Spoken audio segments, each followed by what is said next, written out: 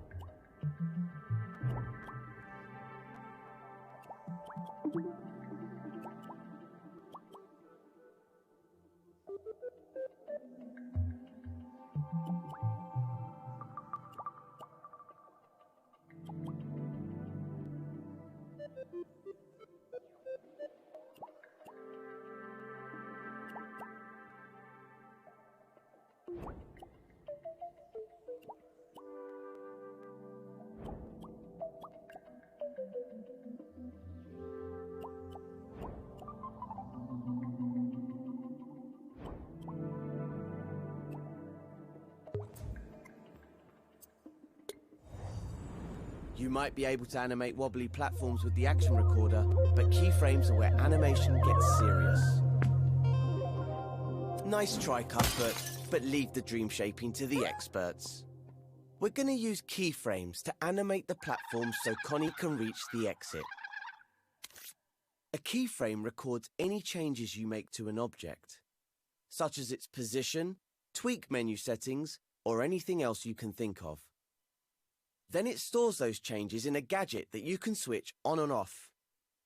Okay, let's use keyframes to help Connie get across those platforms. First, go to the assembly menu. If it's closed, press the square button to open it. Look for the animate button, which has a clapperboard icon, and click on that. Start by selecting the keyframe gadget, which is the one with the diamond and the plus sign. Then stamp it in the scene above the first gap.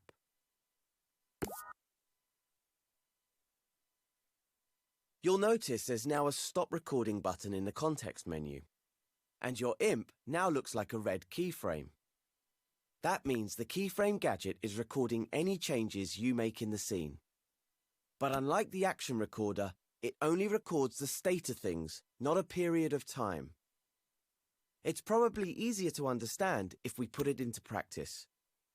Let's try it on the block that's on the ground in front of Connie. Grab it with R2 and place it between the first two platforms. You'll see some dashed lines appear on the block. These tell you that the keyframe has recorded the change you've made to the object. You can move it as many times as you like. It'll only store the final result. If that's not the outcome you wanted, you can always undo your last change with the left directional button. The next bit is super important. To finish and store your changes in the keyframe, you need to select the Stop Recording button in the context menu. Select it now and see what happens. That's right. The block has snapped back to its original position. That's because the keyframe isn't active right now. But we can still see what's recorded by selecting the gadget with X. There, the block is back to where you moved it. You'll notice the keyframe doesn't record how things moved, just where they moved to. Make sure you deselect the keyframe before moving on. You can do that by pressing the circle button. In the next step, I'll show you how to use your keyframe in the scene.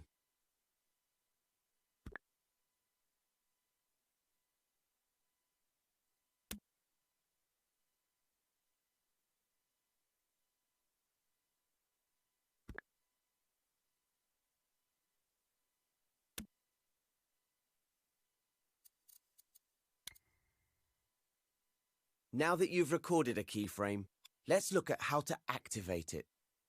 See the trigger zone above the first platform? Select it with X to check its area of effect. Okay, it looks like the zone stretches across the whole gap. Deselect it with the circle button. Then use the sticks or the grab cam to move in closer to the gadget. You'll notice an output port on its side, labelled Detected. This sends a signal when it detects a possessed puppet like Connie. We need to connect this to the keyframe, so select the port with R2 or X to create a wire. Then stretch it to the keyframe gadget with your imp and use R2 or X to connect the wire to the power port. Now the trigger zone signal will switch on the keyframe when it detects Connie. Try it out in play mode. Just press the options button and select the controller icon.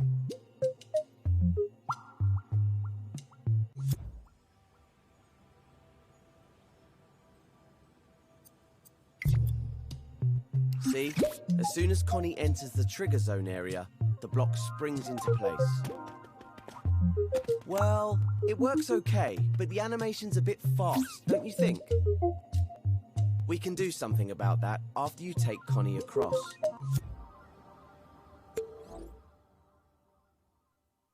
Head back into edit mode, rewind time with L3, and I'll show you how to add smoothing to the keyframe in the next step.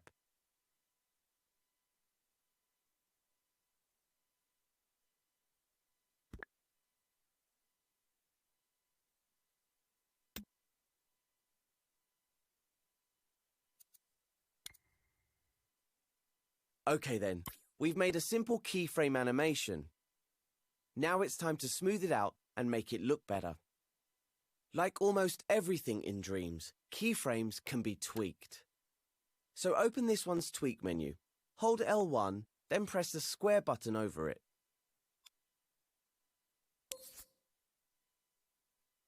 You'll see two sliders at the bottom, slow power up and slow power down. These determine how long it takes for the keyframe to turn on fully. Hover over the slow power up slider now and hold X. Then move your imp to the right to increase the value. Let's set it to 1 second for now. You can set slow power down to any value you like. Then close the tweak menu by selecting the cross icon in the corner. Or you can hold L1 over the menu, then press the circle button. Let's see what that looks like in play mode.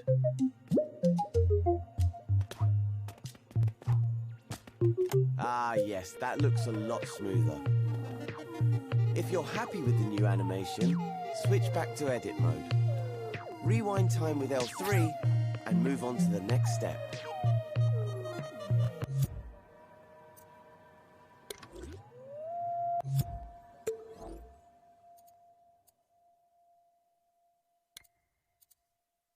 It looks like the bridge across the next gap has collapsed. We could just move it back into place, but where's the fun in that? Let's perform a little bit of magic instead. Go to the Assembly menu and select another keyframe from the Animate menu. Stamp it above the gap with R2 or X. Now see if you can reassemble the bridge. Grab the first part and move it back where it should be. One of the great things about keyframes is that they can affect multiple objects. So you can put the other half of the bridge back too.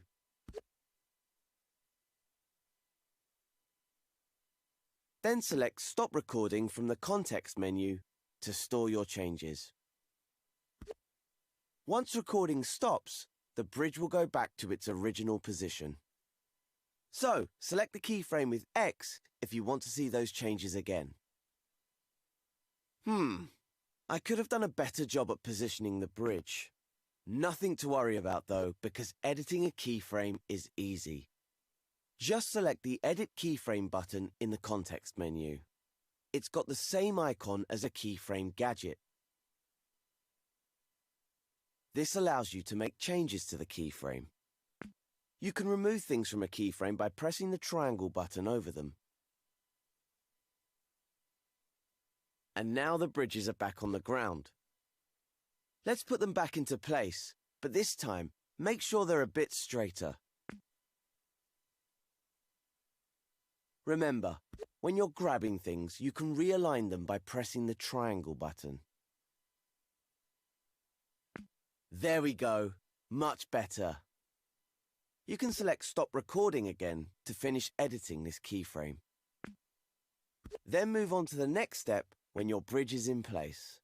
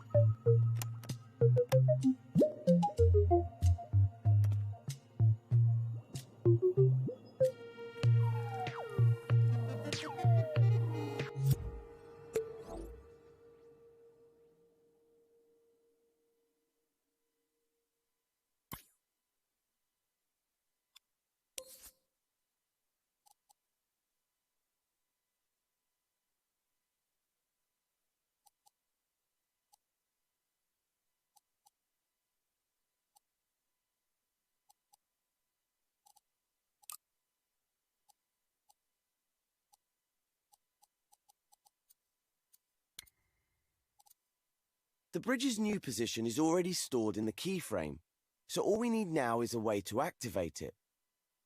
That's where this trigger zone will come in handy. Let's select it to see what zone it covers.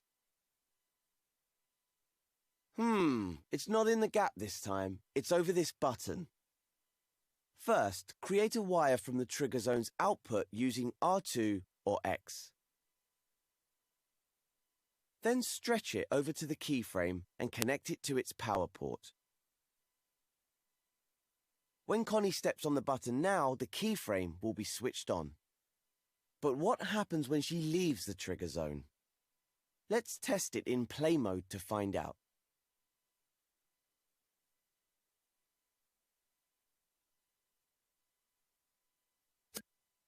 Just as I thought. When Connie moves away, the keyframe switches off. Let's head back to edit mode and see what we can do about that. Of course, we could just move the trigger zone into the gap, but this is an animation tutorial. So let's see if we can use the keyframe's tweak menu to fix the problem. Open it now with the L1 and square button shortcut and have a look at the options there. Hovering over the buttons will bring up their names. The one we're interested in is called Keep Changes. With this option turned on, any changes made by the animation will be permanent.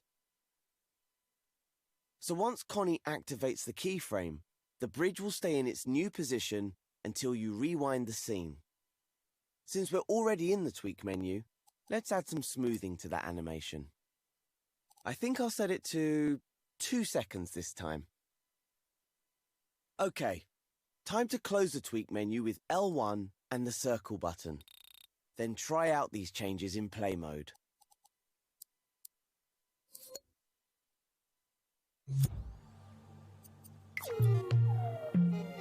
How's that for a magic trick? You can switch back to edit mode, rewind time, and experiment with the keyframe to see what else you can do. Maybe you could try keyframing a tweak menu setting, or animating some elements from the tutorial collection. When you're done, move on to the next step, and I'll show you how to use keyframes on a timeline.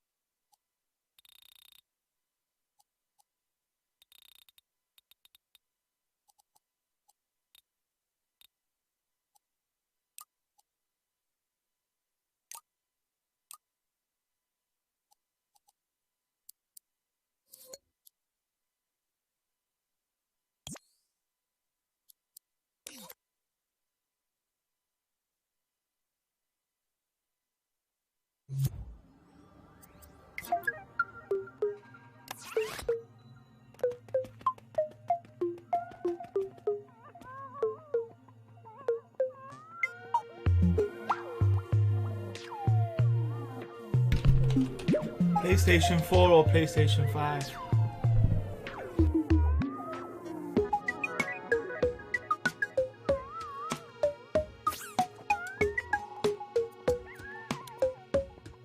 Keyframes are great for making simple animations. But if you want to make something more complex, you need a timeline. See that little block floating between the last two platforms? Let's use keyframes on a timeline to animate it. Start by selecting a timeline from the Animate menu.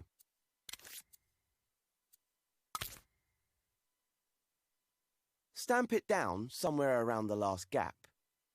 Then you can use the circle button to unequip the gadget. Now open the timeline, hold L1 over it and press X. This is the timeline canvas. You can move the canvas with your imp by grabbing it with R2. The numbers along the top are seconds, and you can see it set to 8 seconds by default. If you grab the edges with X, you can extend or shorten the canvas. Try setting it to around 6 seconds. If you ever need extra space to add more things, you can also extend the bottom of the timeline. Once you're comfortable with moving and resizing the timeline canvas, move on to the next step and we'll start adding things to it.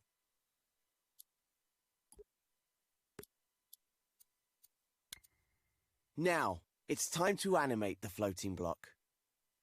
Get a new keyframe from the Animate menu and stamp it in the scene.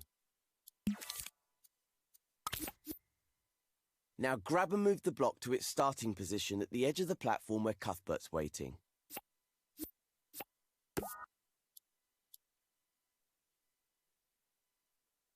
Once the block's in place, remember to press the Stop Recording button in the Context menu. Now, grab the keyframe gadget and move it over the timeline. The gadget will snap to it. Place it at the very start of the timeline. Then get another keyframe from the Animate menu. We'll use this one to record the block's second position. This time, stamp the keyframe directly onto the timeline. Around the 2-second mark is good, on the same row as the first keyframe.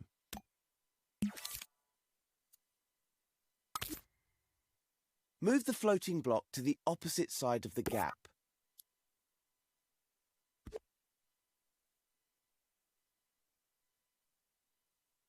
Now stop recording. Hover over the timeline canvas and play controls will appear. Using these controls, you can preview just the timeline without playing the rest of the scene. Select the play button to preview your animation. As you can see, gadgets are only active when the timeline's playhead is over them. So, when neither of the keyframes are switched on, the block goes right back to its original position. Now we need to edit the animation so the first keyframe blends into the second. To do that, open the first keyframe's tweak menu with L1 and the square button. Now that the keyframe is on a timeline, the buttons that were grayed out before are available. These are blend types, and they change how one keyframe merges into the next. Select the linear button, which will blend to the next keyframe at a constant speed. If you press the timeline's play button now, you'll see the platform move smoothly between the keyframed positions. Feel free to try out other blend types and see how they affect the animation. Then move on to the next step when you're ready.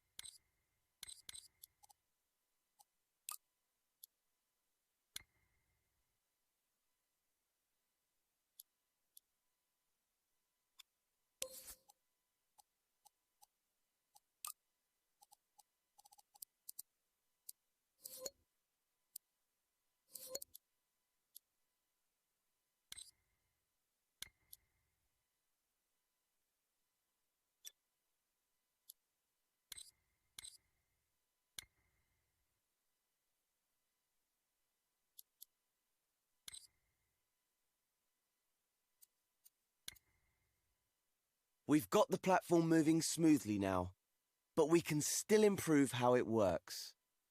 Let's begin by making it pause for a moment at the start and finish, so Connie has an easier time getting on. All we have to do is scale the keyframes on the timeline, so they last longer. You might want to get up close to the first keyframe before we start. Now, with your imp over the keyframe, hold the up directional button to extend it.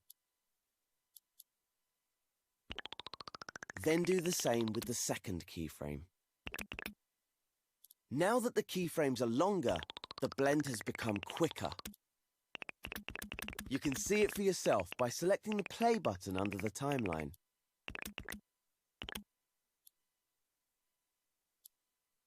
If you want to scale a keyframe more precisely, you can do that with its trim handles. Trim handles are the dotted lines at the beginning and end of keyframes. Grab them now with R2 to give it a try. We should get the platform back to where it started now, but instead of adding a new keyframe, we're going to clone the first one. You remember how to clone things, right? Just hold L1 and grab the first keyframe with R2. Now drag it past the second keyframe and place it by releasing R2. Now we just need to add the blending between the last two keyframes. Only this time, we'll use a shortcut instead of the tweak menu. Just hover over the space between those keyframes, then hold L1 and press X. There you go, one linear blend added. You can even cycle through different blend types by keeping L1 held and pressing X again. I love shortcuts, because I'm lazy. Use the play controls on the timeline to preview the animation. Move on to the final step when you're ready to continue.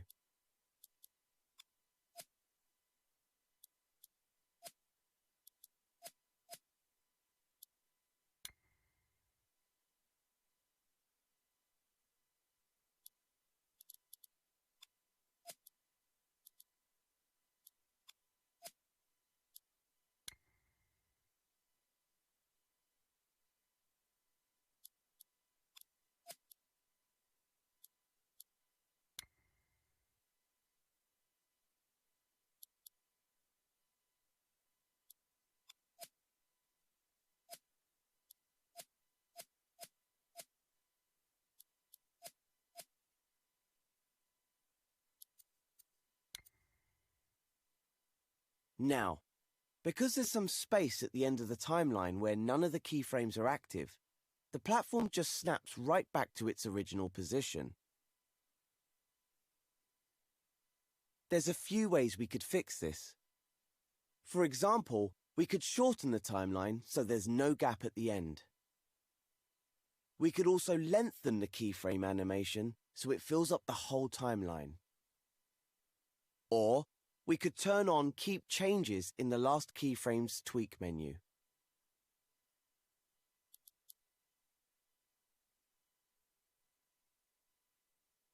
The last step is tweaking the timeline itself. So, hold L1 anywhere over it, then press the square button to see all of its properties.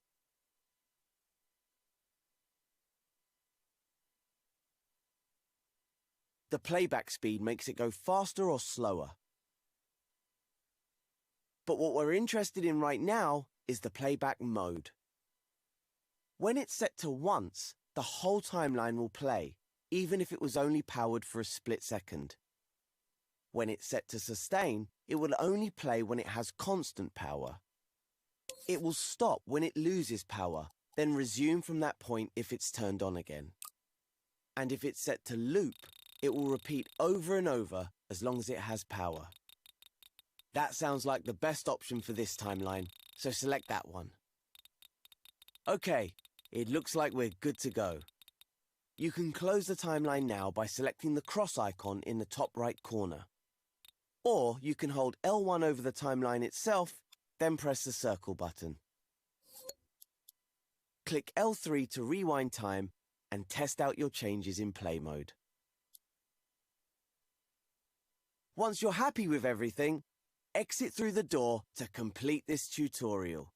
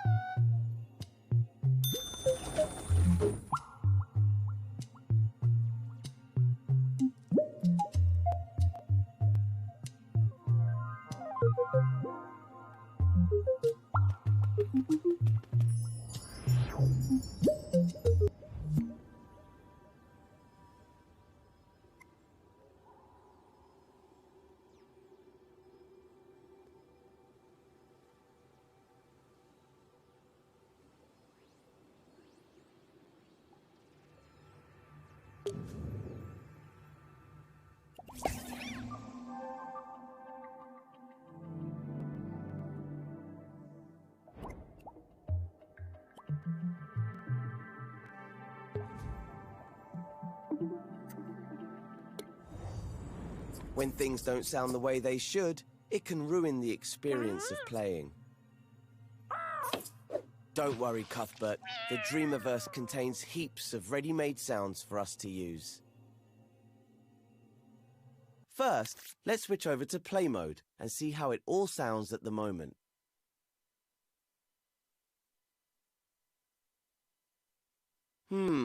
Quiet, isn't it? Doesn't feel quite right. In fact, it's creeping me out, so let's head back into edit mode. Switch over to sound mode so we can start adding some sounds. Find the modes menu. It's inside the assembly menu. As you can see, there are lots of different modes. Each has its own set of tools for doing different things. We're currently in assembly mode. If you select the speaker symbol icon with X, we'll switch to sound mode. That's better. In the next step, we'll start adding sounds to the scene.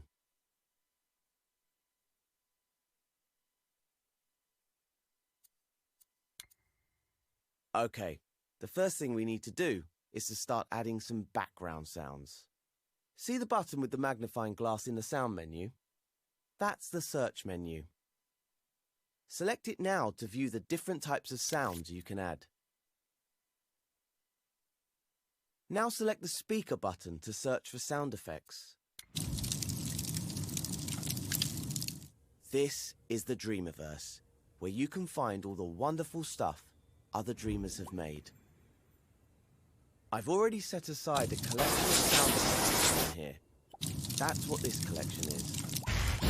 It's bursting with different sound effects for you to play with. Select it with X to open it.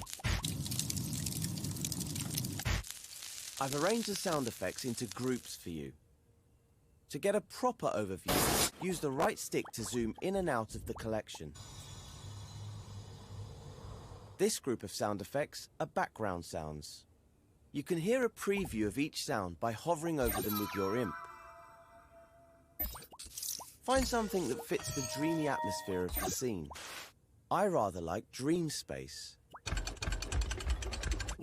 When you've found a sound you like, select it with X. The sound you selected now appears as a gadget on your imp. You can stamp it into your scene with R2, any place you like. It doesn't matter where you put it because background sounds can be heard everywhere in a scene. Now let's start time with R3 and see how it all sounds.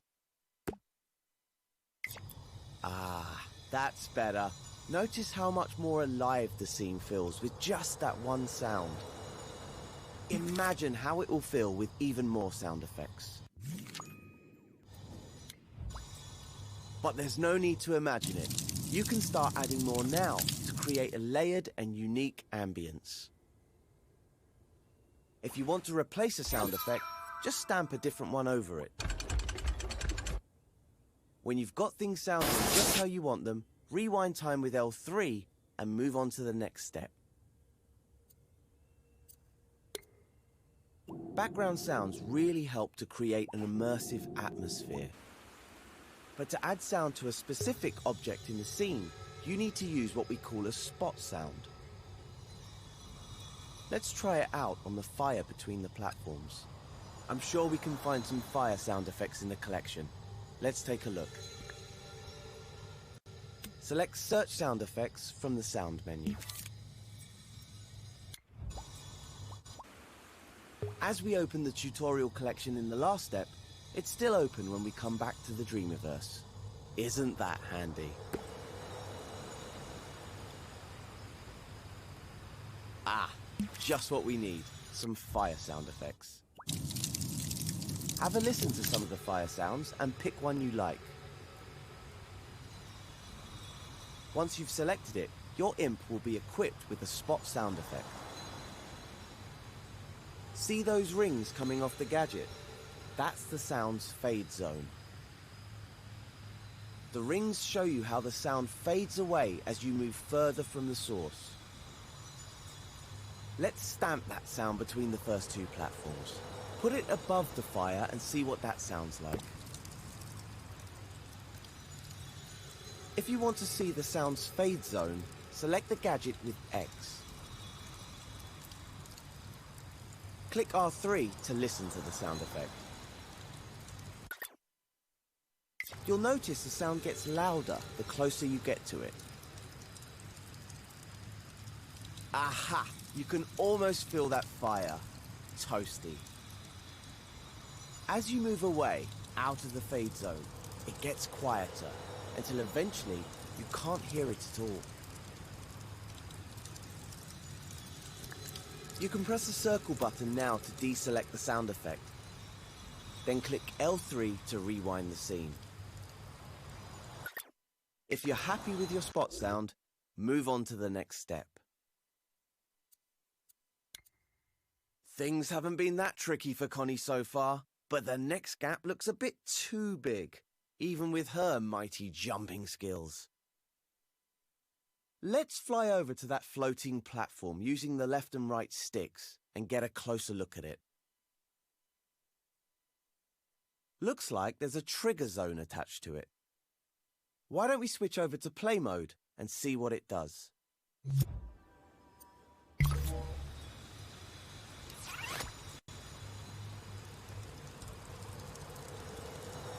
Well, will you look at that? It lights up the platform when Connie steps on it.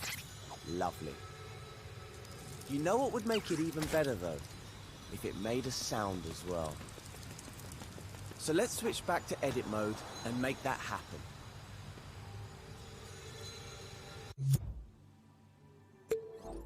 I've got a feeling you can find something in the tutorial collection to use here. Go to the assembly menu and go back into sound mode. Now go to search and select search sound effects. Over here are some energy sound effects. Have a listen to a few. Pick a sound effect for your light up platform. I quite like the sound of Dream Terminal. See which one you like and select it with X.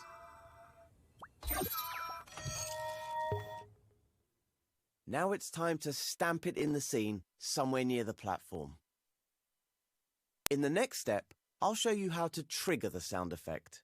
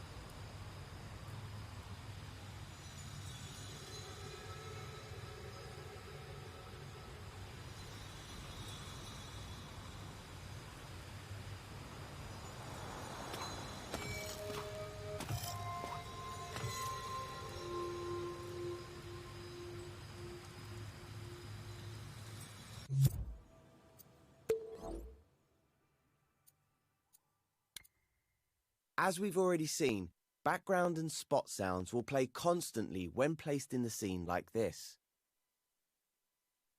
But for the platform, we want the sound to be triggered by Connie. And for that to happen, we need to connect the sound effect to the same trigger zone that activates the glow. Move in closer to the platform using the left and right sticks. Take a good look at the trigger zone gadget. Do you see the output port that says detected when you hover over it? That means it will trigger when it detects a possessed puppet like Connie. So all we need to do to make the sound effect activate when Connie's on the platform is connect the output to the sound effect. Let's do that now. When you select the detected port with R2 or X, you'll see your imp becomes tethered to the port by a wire. Gadgets communicate with each other using wires like this. You'll also notice that a power port has appeared on the bottom of the sound effect gadget. To connect the two gadgets, just hover over that power port and press R2 or X. Time to head into play mode to see how it sounds.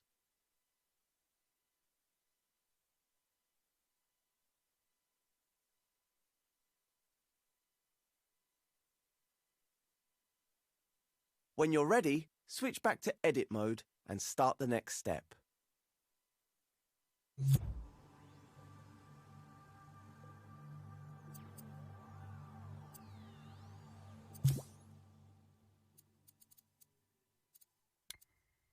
Oh, I just realized something.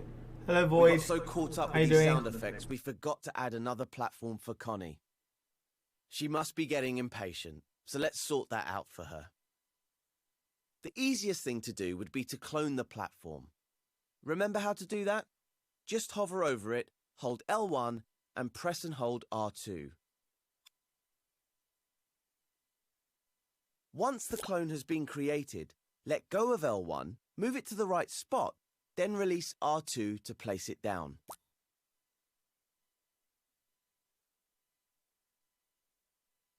When you clone an object, any gadgets attached to it will come along for the ride. So all you need to do now is to wire the trigger zone on the second Yeah, platform fairly to new. the sound effect. Or even better, grab a new sound effect from the collection, just for variety. It's up to you. Dream shapers should always go with their instincts. Whatever you choose to do, move on to the next step when you're ready.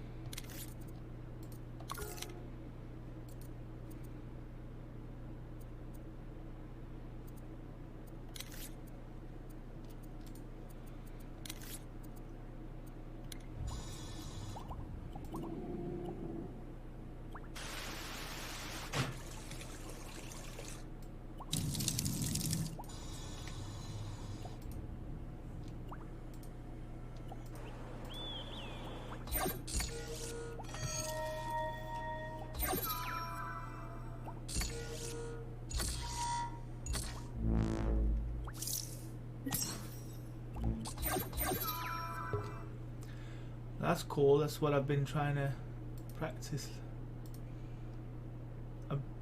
The animations. I want to learn animating.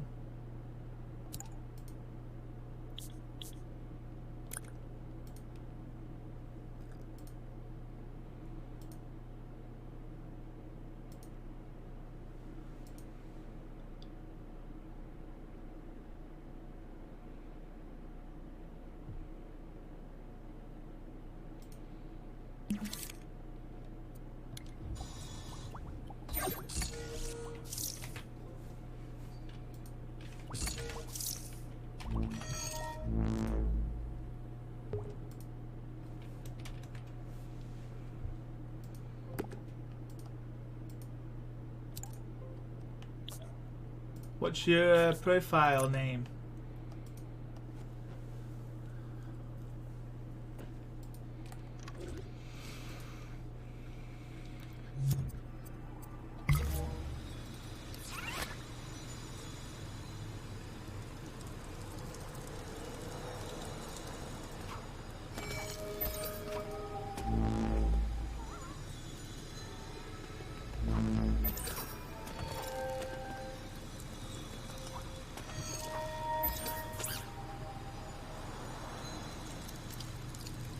Okay.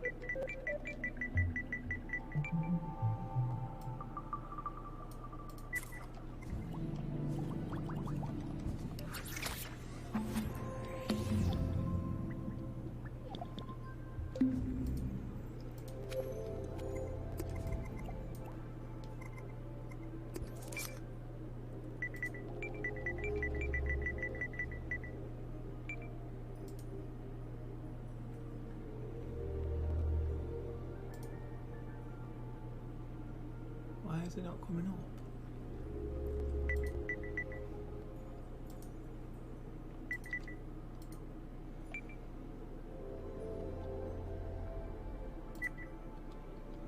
Well, it's not finding what your name.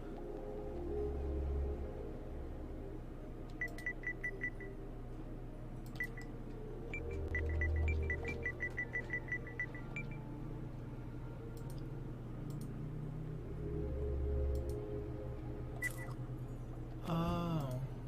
Well, where should I search?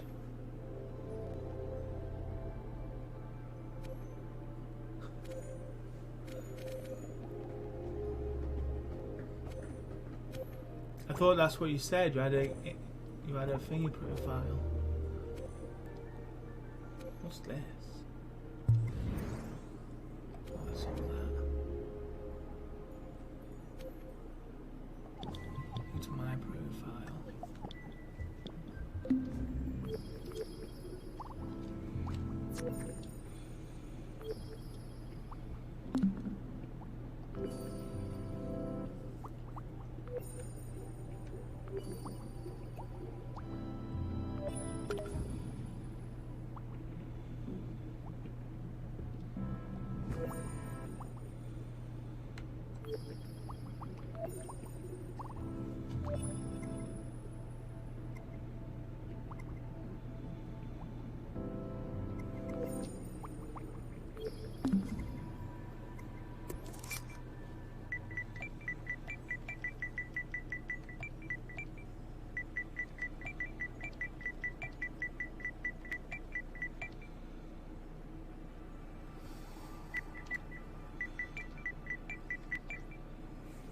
It's not there.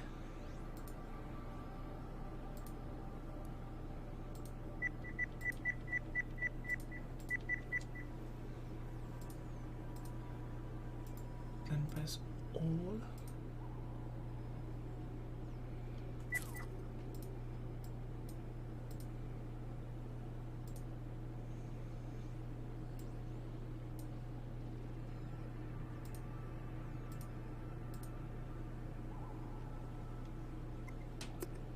Listen to this voicemail very quick.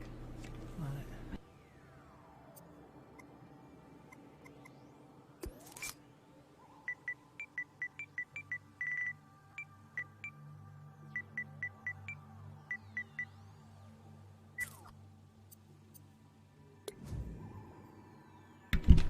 Okay, got it.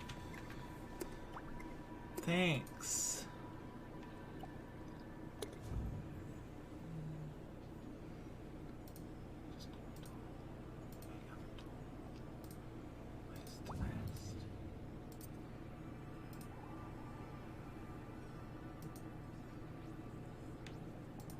Where's tutorials, bro?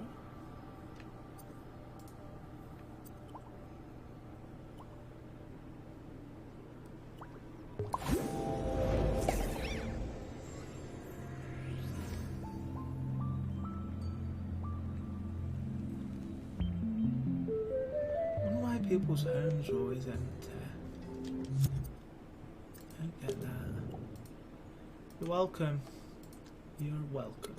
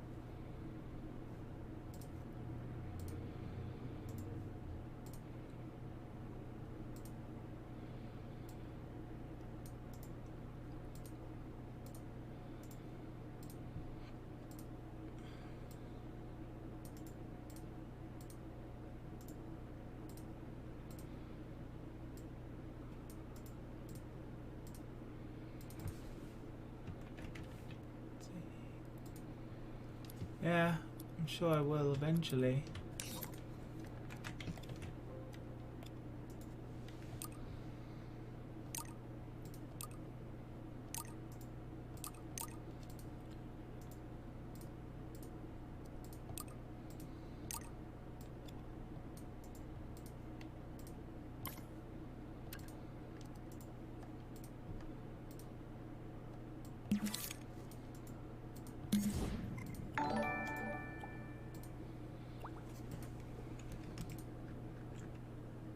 Thanks for the follow, Boyd. I appreciate it.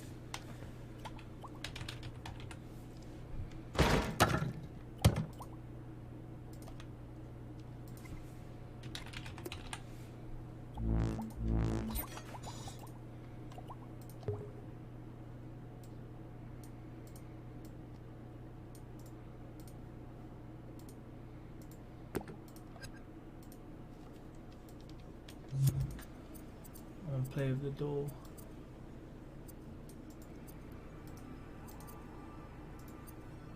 Why has it only got view mode?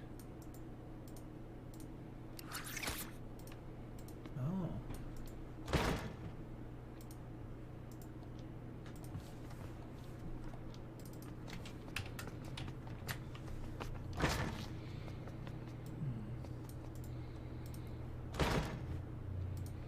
I didn't jump up there like that.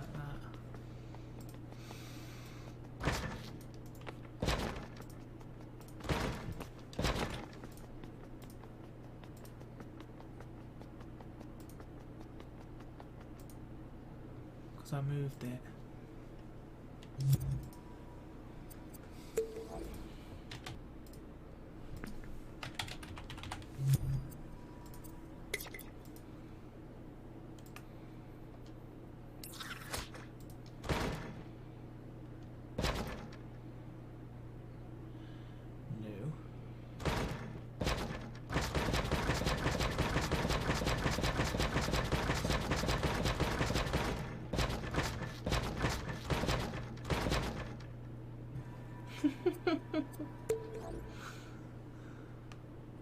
It's a door.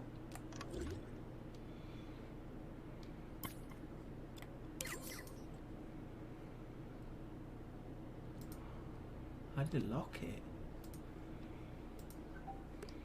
We press the lock switch and it will be locked. Interesting.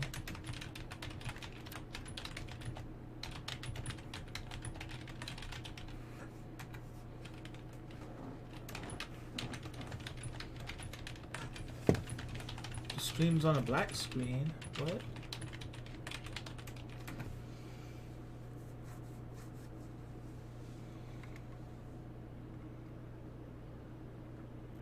What do you mean it's on a black screen?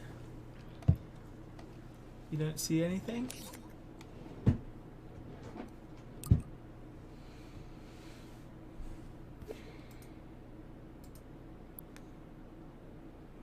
Shame it jumps up and down like that. If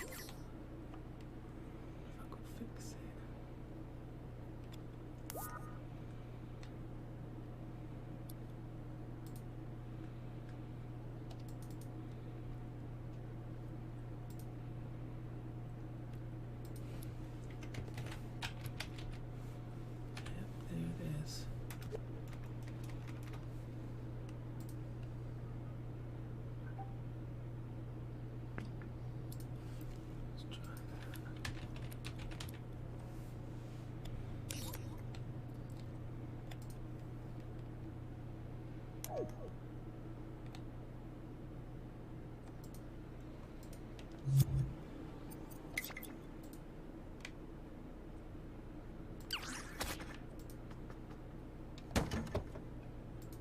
Ah, I locked it.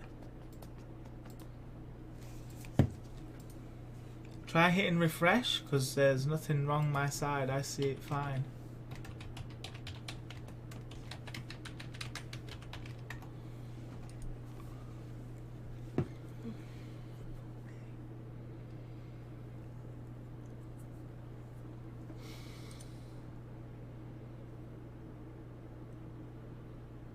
I see it fine. I see you at a door.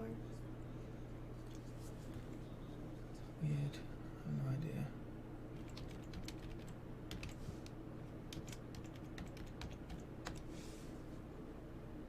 I'm gonna check. Yeah, I see it fine.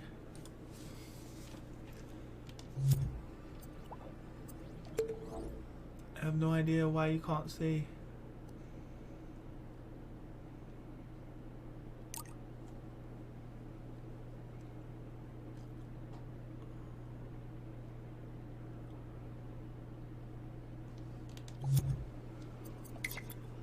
That's a magic door. Okay, fixed it. Damn right I did.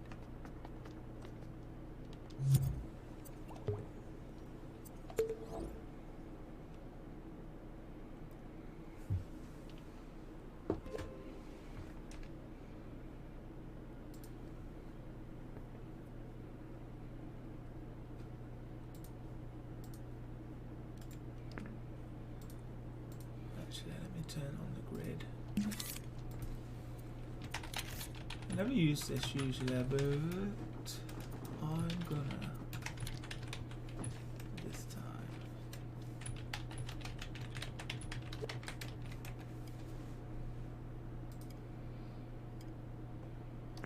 Yes, snap that to the grid. Let's open this. Edit that. I want that to go to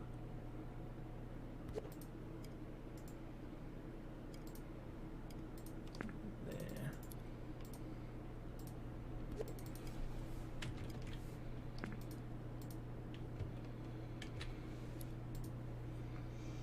No, I unlocked it.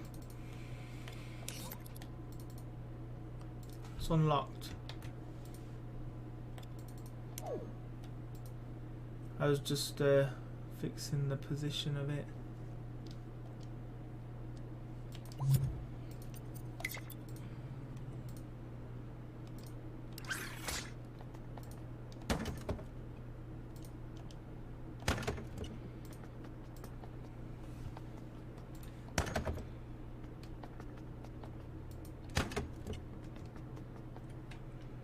I think I broke it.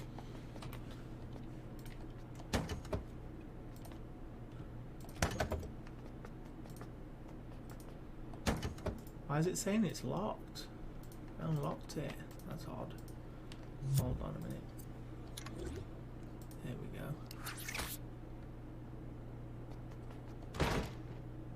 Ah, there we are. Glad I didn't rewind.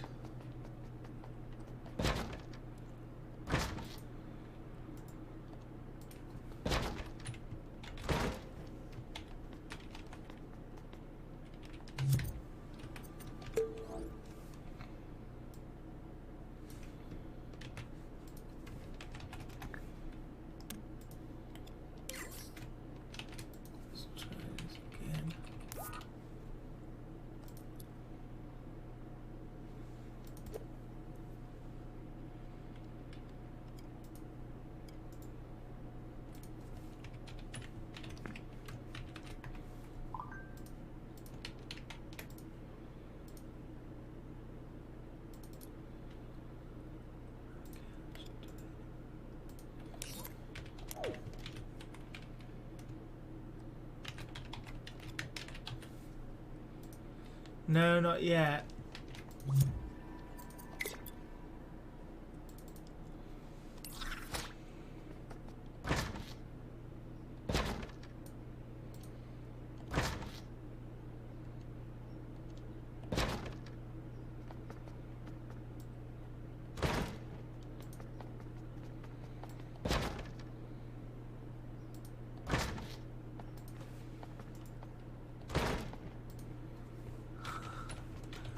That's kind of funny.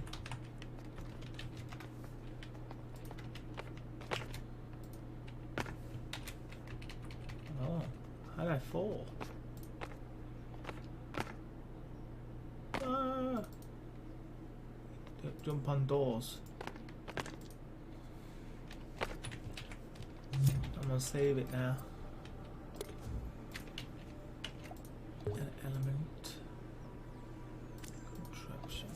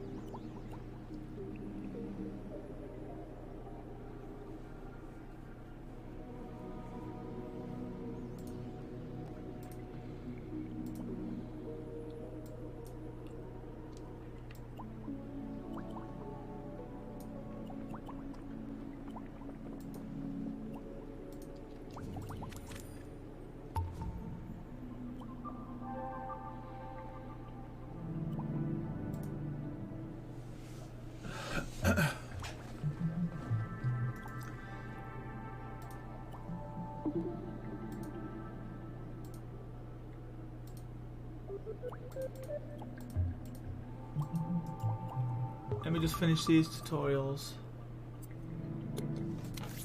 Oh, I just realized something. We got so caught up with these sound effects, we forgot to add another platform for Connie. She must be getting impatient, so let's sort that out for her. The easiest thing to do would be to clone the platform. Remember how to do that? Just hover over it, hold L1, and press and hold R2. Once the clone has been created, let go of L1, move it to the right spot, then release R2 to place it down.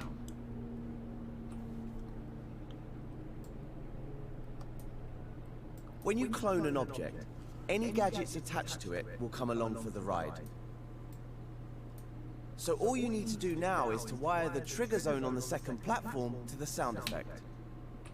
Or even better, grab a new sound effect from the collection, just for variety. It's up to you. Dream Shapers should always go with their instincts. Whatever you choose to do, move on to the next step when you're ready. Alright, there's just one more gap for Connie to cross before she reaches the door. That pink cylinder would make a great stepping stone for her, but it's all the way down in the water. If you take a closer look at it, you'll see there's a trigger zone and a movement sensor on it. They're not connected to anything right now. There's also a keyframe on the platform. I wonder what that does. Try selecting it with X to find out. Just as I thought. It raises the cylinder, so Connie can use it to cross over. Press the circle button to deselect the keyframe. Looks like all we need to do is connect the cylinder's trigger zone to the keyframe, so it moves up when she gets close. And while we're doing that, why not add a sound effect to it as well? Let's jump back into the sound effects collection and see if there's anything appropriate in there.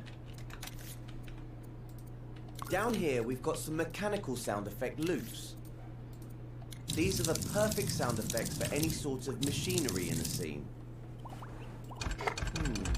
We want something that would go well with a raising platform.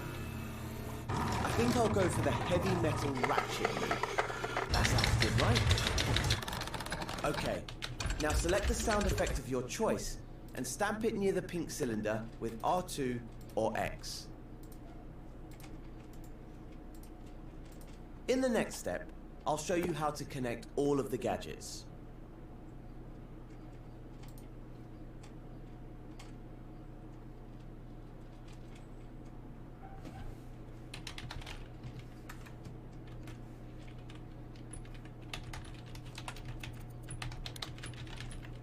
Now we just need to do a little bit of wiring to get everything working. Remember, the trigger zone will activate when it detects Connie, triggering the keyframe to raise the platform. Grab the detected output from the trigger zone with R2 or X. Then stretch the wire to the keyframe gadget and connect it to its power port with R2 or X. Now let's get the sound effect working. This will be triggered by the movement sensor. The movement sensor detects when the object it's attached to is moving. So when the platform starts rising, the movement sensor will send a signal from its output port. That's the output port on the right side of the movement sensor gadget. It's called velocity overall. Press R2 or X over the port to create a wire. You'll need to connect the other end of the wire to the sound effects power port.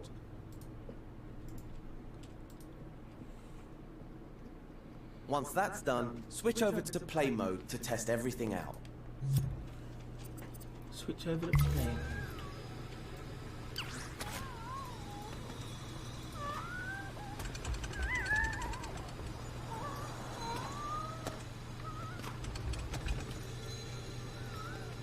So much better. That sound effect really makes a big difference. So good. There's even more you can do to bring this scene to life. See if you can add some sound to the water between the platforms. I think there might be some water sounds in the tutorial collection. Experiment with the different effects as much as you like and see what you can come up with. When you're done, just take Connie through the door in play mode to finish this tutorial.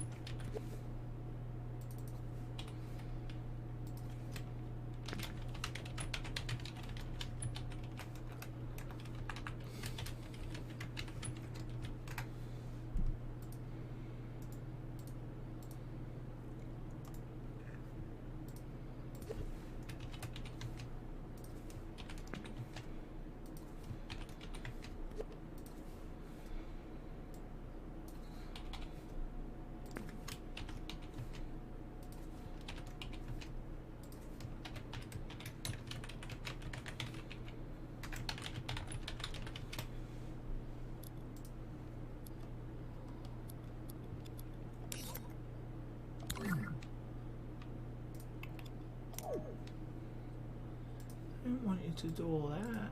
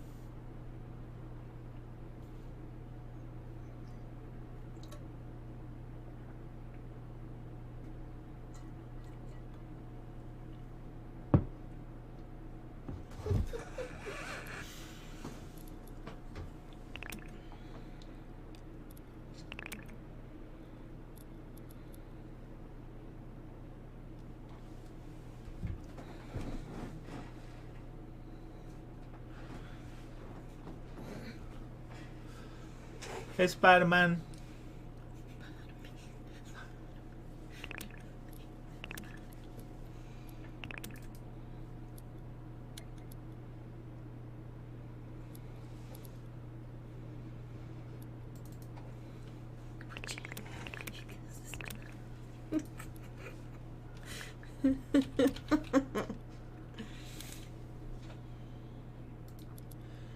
Spider-Man, Spider-Man.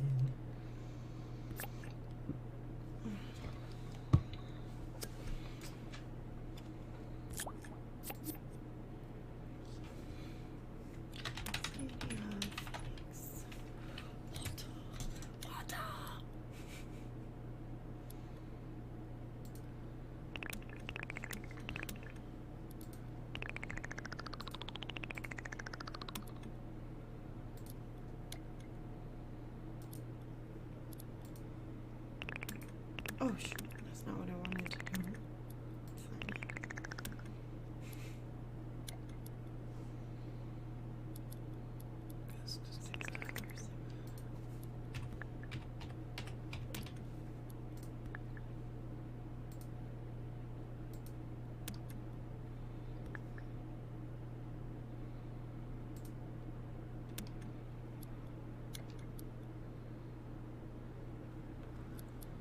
Knock, knock. Who's there?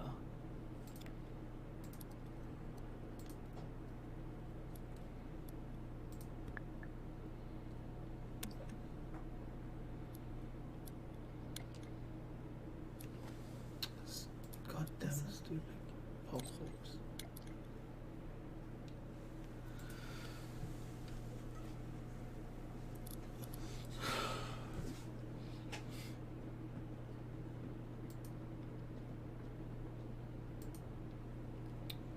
Got a credit card. Wow, really? That's exciting. I got a credit card.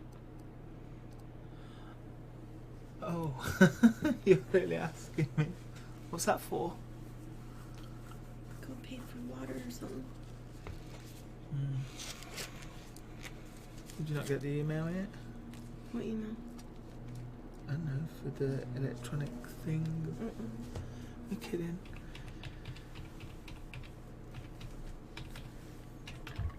Why is she not sent here? I don't know.